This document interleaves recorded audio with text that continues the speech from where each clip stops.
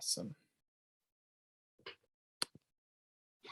So thanks again to everyone for joining. My name is Rafik, and I'm a fourth-year biology undergraduate student, and I'm part of the Di lab at the UCR School of Medicine.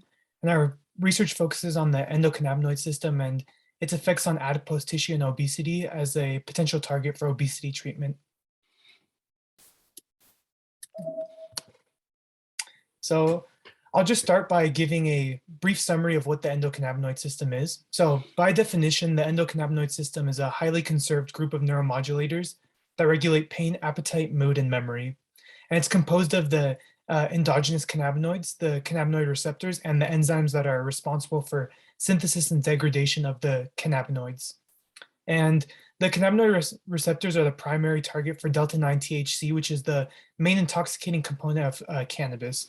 So as we see here, delta-9 THC is an exogenous cannabinoid that binds the same receptors as the endogenous cannabinoids AEA and 2-AG. And they have similar effects, but delta-9 THC is actually has more potent effects when it binds the CB1 receptor. And one of the effects that I wanted to highlight was when cannabinoids bind to the receptors, they cause the release of neurotransmitters from the presynaptic neuron, most notably dopamine, and that causes excitation of the neuron and causes effects that are typically rewarded with or associated with reward. I'm sorry. That's why when you think of cannabis, you kind of think of it as being addicting because it stimulates dopamine and a sensation of reward. That's because when delta-9 THC binds to the CB1 receptor, it causes dopamine to be released and excites the postsynaptic neuron, causing a excitation cascade. So I wanted to also give a brief overview of obesity and its prevalence in the United States. And the reason I mention this is because obesity is one of the main reasons why we look at the endocannabinoid system, because it's been found to be overactivated in the presence of obesity. And as we can see in this figure here, when the CB1 receptor is fully expressed in adipose tissue, the adipocyte cell mass is much larger than when it is completely knocked out. And when it's completely knocked out, you could see, but with this side-by-side comparison, that the adipocyte cell mass is much smaller. So that kind of sets up my experiment and sets up the question whether or not the CB1 receptor can be an effective treatment in diet-induced obesity models. In our case, in mice, but we hope to translate that also into a human model, which has been done before, but we hope to limit the side effects that are that were present in the previous attempts to knock out the CB1 receptor. So overall, the obesity prevalence is about 42% in the United States, and obesity-related conditions, including heart disease, stroke, type 2 diabetes, and certain types of cancer, are among the leading causes of preventable premature death. And I put this map here just to kind of show a figure of the obesity prevalence on a state-by-state basis. And you could see that in these southern states over here, obesity is the most prevalent, and that could be attributed to the prevalence of the Western diet. And actually, the Western diet is the diet that we put our mice on. And it's similar to the diet that's high in fat and high in sugar that is so prevalent in these southern states, and actually in the United States as a whole, but most prevalent in these states. So we hope to try to find a treatment in Western diet-induced obese mice, and hope to translate that to a human model potentially later on. And I put this figure in just to kind of show the development of a mouse in comparison to a development of a human, and how 1 month is equal to about 12 to 17 years in a human, whereas like 3 to 6 months is about 20 to 30 years. So mice mature much quicker than humans, and their lifespans are much shorter. So in our attempt to knock out the CB1 receptor in a time-specific manner, it really comes down to like a day-by-day basis. We split it up into weeks 4, 5, and 6, but that can cause a huge difference in terms of years when you translate it to a human model.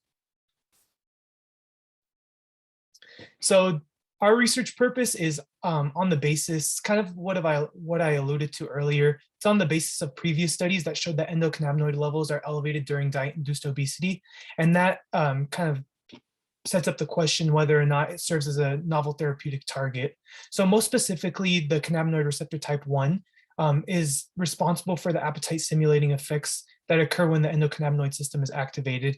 And as we saw in that picture before, the adipocyte cell mass, which was much larger when the CB1 receptor was fully expressed, and then when we knocked it out, the adipocyte cell mass decreased by a lot. So that kind of sets up the question whether or not knocking out the CB1 receptor will lead to reduced adipocyte cell mass and reversion of obesity-related conditions. So understanding the optimal time to induce the knockout will help set up future experiments that aim to find a treatment for obesity. So we split our mice into 3 groups, age 6 weeks, 7 weeks, and 8 weeks. And that whether or not we see a greater deletion of the CB1 receptor early on will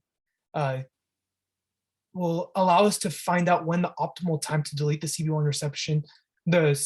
receptor expression in a human model, so that when we translate it to a human model potentially in the future, we know exactly at what time point we should delete the CB1 receptor gene for maximum expression, for maximum deletion of the gene. So we hypothesized that the efficiency of the adipose-specific CB1 receptor gene deletion will be time dependent, and our hypothesis is that when we delete it earlier, it'll lead to lower CB1 receptor expression. And so we delete the CB1 receptor gene using Cre-Lox recombination technology, and that's done by breeding a Cre mouse and a Lox-P mouse.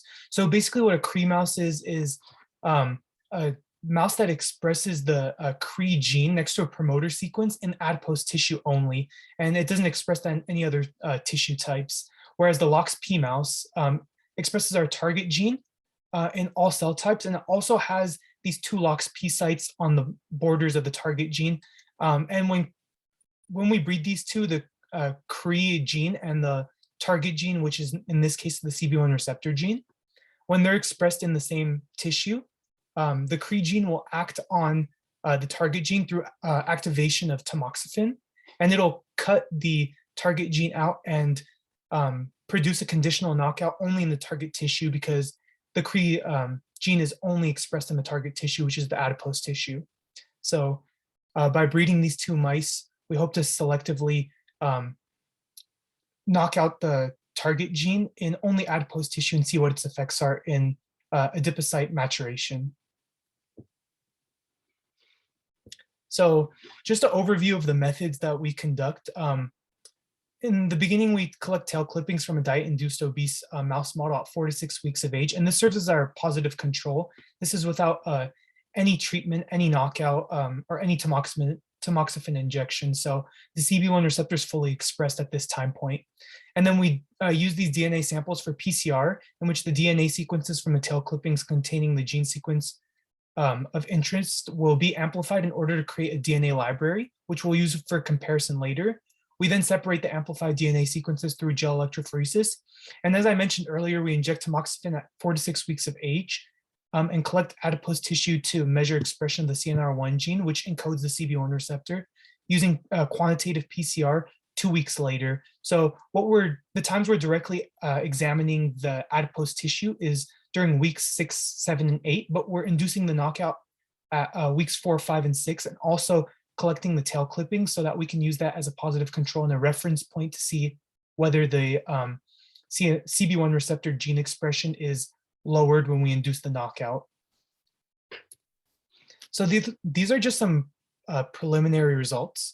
So in this group, we included all 3 mice groups, weeks 6, 7, and 8. In this group, we only included week 7 and 8. And then in this group, we included only week 8. So we could see here that the CNR1 gene expression that encodes for the CB1 receptor is about the same in all 3 groups when the knockout is not expressed. And then when we do induce the knockout, the CNR1 gene expression decreases as we exclude the younger time points.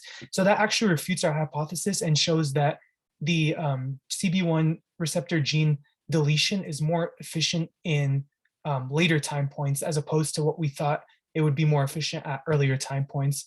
And this was only a small sample size of about 9 mice. So it's not set in stone results.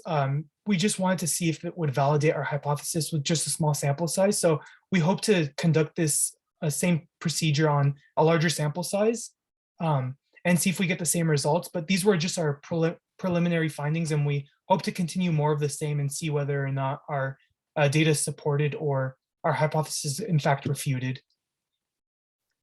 And with that being said, I just wanted to thank you all for listening. I also want to give a special thanks to Dr. DiPatrizio and the graduate student in my lab, Bryant Avalos, for all of his help with this presentation and the project. With that being said, I'll open the floor to any questions anyone might have. All right, looks like we've got a round of applause going. Excellent work.